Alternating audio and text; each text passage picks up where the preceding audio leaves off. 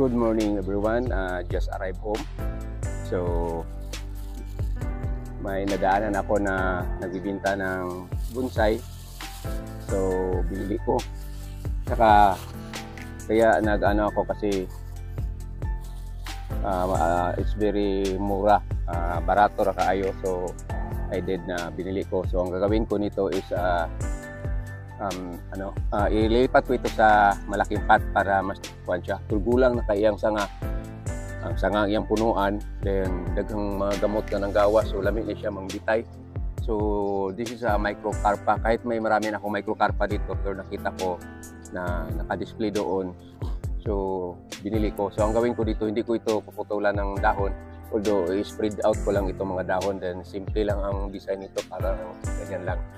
But before on that, yung naisipan ko pagdating ko dito sa bahay galing biyahe is I decided to repot the wild lemon. Ito yung wild lemon na i-repot ko sana for this morning. Pagdating ko dito sa bahay galing biyahe, kaya lang is I think pagod pa ako, so I've decided to shift to malipat na lang ako sa mga small bonsai materials, maglagay ng abono, tapos babalik sa kinalalagyan nila, then ibilad ko na sa araw yung mga materials ko na maliit. So yun na sana ang gagawin ko, pero yung sinabi ko na kanina na I decided to shift na lang or lilipat ako sa mga maliit na bonsai. So ito, itabi ko muna ito, tapos ang share ko sa inyo ngayon is itong galing sa shade area na mga materials ko na maliit. Tapos lagyan ko ng abono, then ibalik na doon sa ma-expose siya sa init.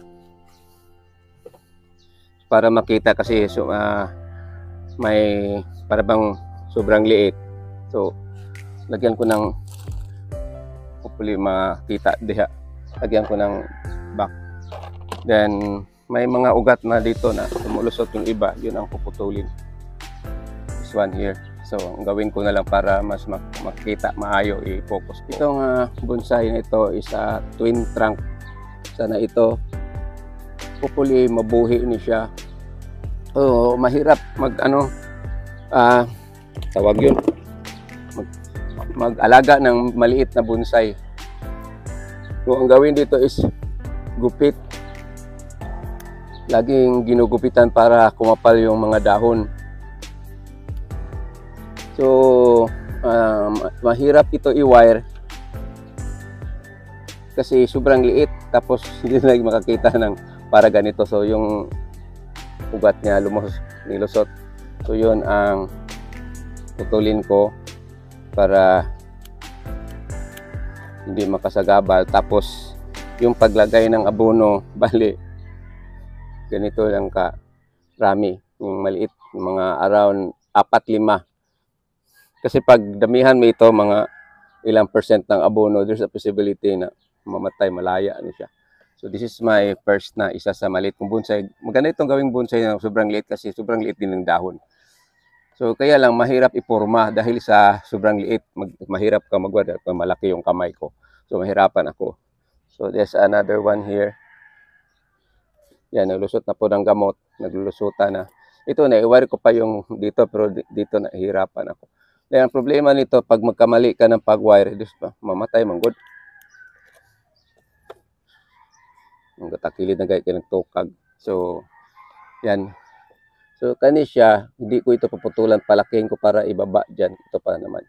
So, ang hirap ng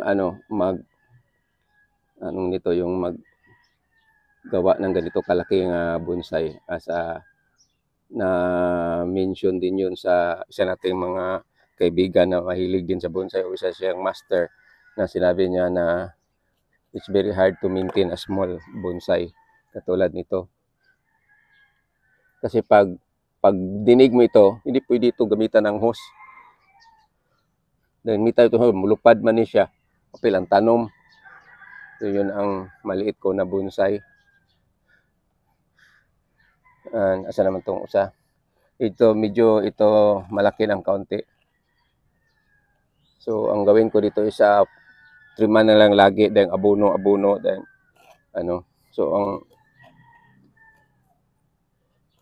Kasi may maganda sana kung may soil tayo nga sobra pong kuan intended po sa kanya kasi yung soil natin madako mo yung grano kaysa bonsai. Then ititrim ito lagi. By the way pala, ang pangalan nitong materials is Piscil. So marami maganda ito i-back up sa mga ano ninyo, yung landscaping sa pinging sa bonsai ninyo. So nagpropagate ako dito ng marami nandoon. So itong itsura niya. So pabayaan lang yung ibang sanga. I-arrange ko pa ito. Kasi minsan mabali.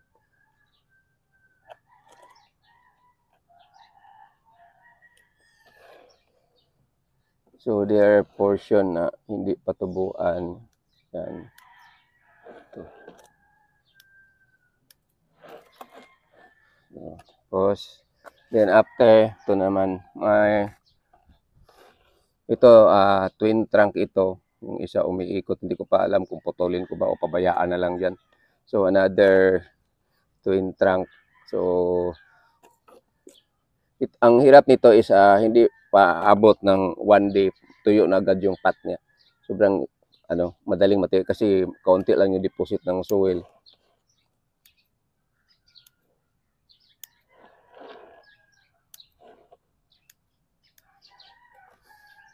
So yan ang isa sa twin trunk ko. Hihila ko ito ng alambre na daog, wala kadala ang So hindi ito mga magaganda yung mga materials ko. So ito is Melindres, this materials. So matanggal na ito, nawala gani ni time kasi sobrang liit, nadatugan sa mga malaking bonsai. So that is Melindres. Then nalagay sa area na siya, yung may shades ba. So ang nangyari is malaki yung dahon, kaya kailangan ito na ilagay doon sa area nga may sunlight. Tapos tanggalin ito lahat ng mga malalaking dahon. Di may iwan yung mga maliit. Pagtubo nito, maliit nang lumabas. Kasi pag ilagay yung materials natin pag nasa walang sunlight, lumaki yung mga dahon. Muntik na ito namatay. Kaya mabuti na lang naagapan ko dahil nakita ko. So yan, naging pangit na naman kasi kinukuhaan ko ng mga dahon.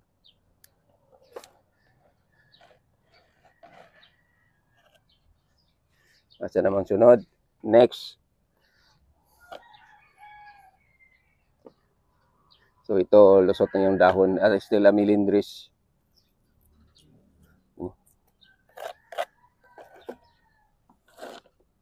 Yan. So, problema nito is lumaki ng dahon dahil sa wala siyang init. So, gawin ko ito, putulin ko itong mga malaking dahon ng ibutang ako sa init or expose na ako sa sunlight. Then, yan, na siya. Magamay na nagbalik. Paglagay ng abono, grabe ang sobrang liit lang ilagay para lang sa kanya. So this is my another Melindres.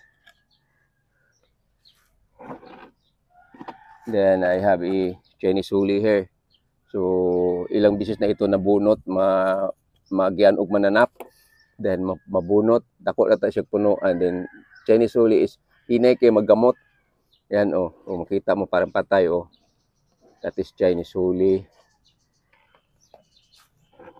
Then I have another one here is this is the red picos.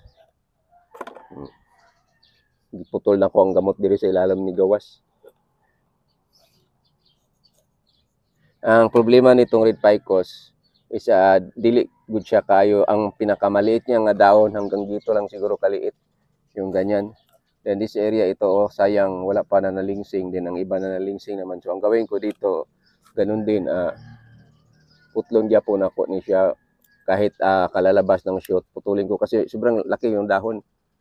Dako ra kaayo. So gusto ko sana yung maging maliit siya.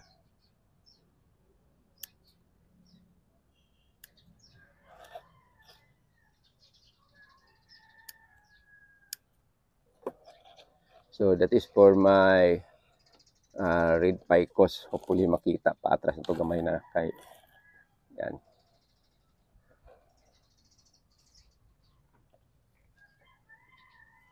So this one is philindres na exposed root na siya. Yan, lagyan tayo ng abono ng kaunti lang para dili masipyat. So itong mga materials ko nga ganito kalaki is mga around nasa 30, mga 30 sila lahat. Nandun yung iba. Ano pa, walang dahon. Puro nasa seeds area. So dahan-dahan ko ito ilipat sa init. So yung mga mahilig sa ganito kalaki nga mga bonsai. So ganito ang hirap na maranasan ninyo kung gagawa kayo ng ganito kalaki katulad ko na minsan ma-misplace kasi datugan siya sa dagkong bonsai yan. Lusot ng gamot. So, sama natin pagputol.